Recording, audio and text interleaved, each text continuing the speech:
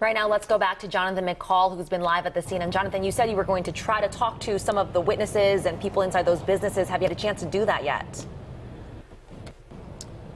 Not yet, but we have been looking into more about Mr. Prince's criminal past. We just learned that he does have a very extensive criminal record in Washington State. We've just reached out to our Seattle CBS affiliate there, Cairo TV, to learn more about what they can find out about his criminal past. But the ATF is still here on the scene, a very large police presence still down the hill from where we are. The ATF says they have brought out a number of their resources, canine dogs, as well as 2 helicopters and 2 full-scale investigative teams as they try to piece this scene together, as they help piece this scene together. We do know that the ATF is here because we're told anytime there are multiple handgun shootings involved anywhere in Maryland, Delaware, and in Pennsylvania, the ATF will respond to any one of those cases, and that is why they are here now.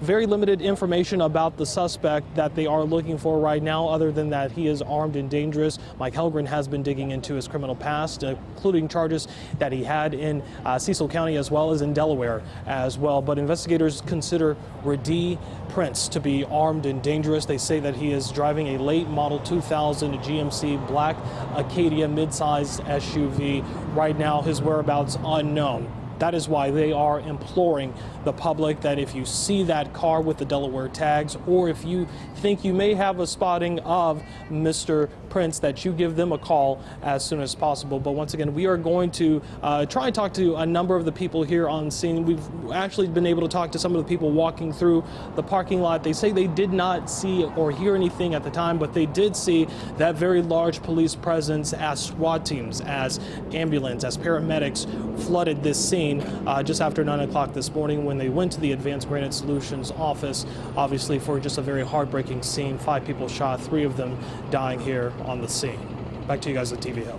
Okay, Jonathan, thank you so much. We're going to go back live to Mike Hellgren now. And Mike, it's interesting because this has now, we have a scene in Harford County, Cecil County, where the suspect's last known address is listed, possibly Delaware because he has Delaware plates. And now we're hearing Washington. What have you dug up on this suspect?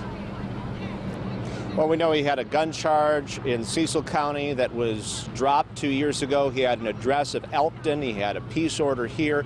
He had a 2-page long, 28 different criminal records in the Maryland State database. So he was well known to authorities. And we want to set the scene here a little bit, tell you where we are and where they held the press conference earlier today. And if we pan over here, this is just off Route 24. Rick has been over there about a block away at the Richland Ballroom, and that is where they're asking people to come if they have families who may be involved in that. And then if we pan back around, you can see Interstate 95 right there. This is right at the intersection of Interstate 95 and Route 24. And then a little bit farther, just across this Edgewood Road here, is where the Emerton Business Park is. And I'm actually parked behind an Advanced Granite Solutions truck over there. The business park has kind of nestled in next to Interstate 95 across from a Motel 6. And the information that we're getting is somewhat limited from the sheriff's office. They have not been able to officially say what Redee Prince's relationship was to the granite business, but that they do say he was connected to it in some way. Here's Sheriff Gaylor during his press conference.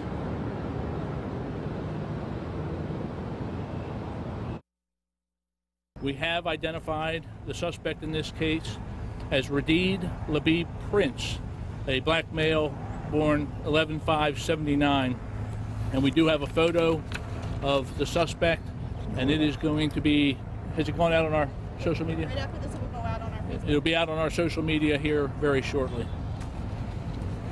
There's an active search, as you see, joined by many, if not all, the law enforcement, certainly all from Harford County, our federal partners, our state partners, the state police and the Transportation Authority, the FBI, the Drug Enforcement Administration are all on scene assisting with this investigation. We know that the suspect left driving a 2000 black Chevy Acadia with a Delaware tag of Paul C. Charles 064273. Early reports involved another vehicle, a Dodge Charger. That vehicle has been located and has been eliminated from the search. As far as we know, the suspect is still in that black Acadia. And you heard him say Chevy Acadia. It's a GMC Acadia. They're sister General Motors products there, but it's just a mid-size SUV. That's the last known vehicle that he was in at this point. So we've shown you his picture. They're urging people to call the FBI or frankly, you could call the sheriff's office if you have tips. And they're getting in tips from Delaware and across Maryland, particularly in Cecil County and here in Harford County. But at this point, we cannot say that they have found him. He is still out there, armed and dangerous with at least a handgun. And we know he has a lengthy record, as Jonathan was telling you, not just in Delaware and Maryland, but he got word that he actually had a brush with the law in Washington State. So he could be anywhere. The danger in this area is not immediate. As you can see, people are driving, going about their daily business here. However, you need to be vigilant. If you see him, immediately call authorities, because they just don't know what he may do after they say he killed 3 people and injured 2 others, and anyone who may be helping him could face criminal charges as well.